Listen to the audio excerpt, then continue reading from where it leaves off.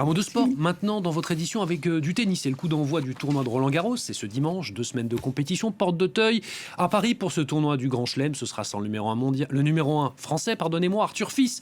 Ce dernier a déclaré forfait, tout comme Carlos Alcaraz, champion en titre. En revanche, le numéro 1 mondial, lui, archi-favori, Yannick Sinner, sera bien là. Les enjeux de cette quinzaine avec Cédric Ferreira.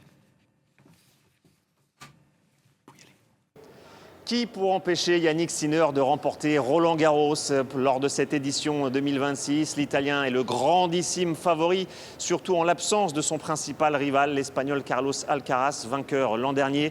Les deux joueurs qui avaient livré une finale épique ici il y a un an, plus de 5 heures de match, 3 balles de match perdues d'ailleurs par l'Italien. Il n'y aura pas de revanche pour lui, mais clairement il est le grand favori. Il reste sur une série de 29 victoires consécutives. Le joueur de 24 ans, il a remporté les 5 tournois Masters 1000 de la saison. C'est les tournois les plus prestigieux, juste en dessous des tournois du Grand Chelem. Personne ne semble contester sa domination actuelle sur le tennis mondial. Il faudra peut-être se méfier de l'Allemand Alexander Zverev et bien sûr du Serbe Novak Djokovic. Lui qui vient juste de fêter ses 39 ans, il poursuit sa quête de remporter un 25e tournoi du Grand Chelem afin d'établir un nouveau record absolu. Djokovic qui se consacre désormais uniquement au tournoi du Grand Chelem dans son calendrier. Il n'a disputé qu'un seul match sur terre battue cette saison perdue, donc il y a encore beaucoup d'interrogations en ce qui le concerne.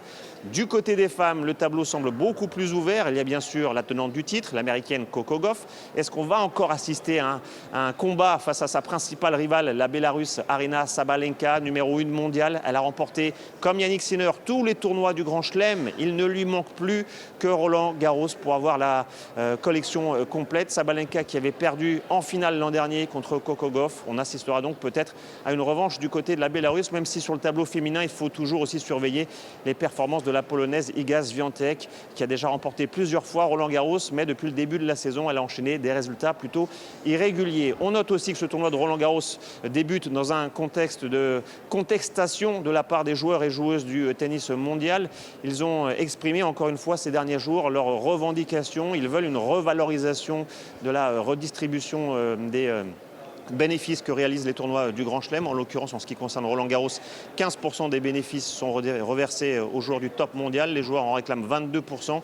Il y a des négociations qui durent depuis plus d'un an et qui se poursuivent durant ce tournoi. Les tenants et les aboutissants, c'est-à-dire les représentants des joueurs et les représentants du tournoi, estiment que ces négociations sont pour le moment encourageantes.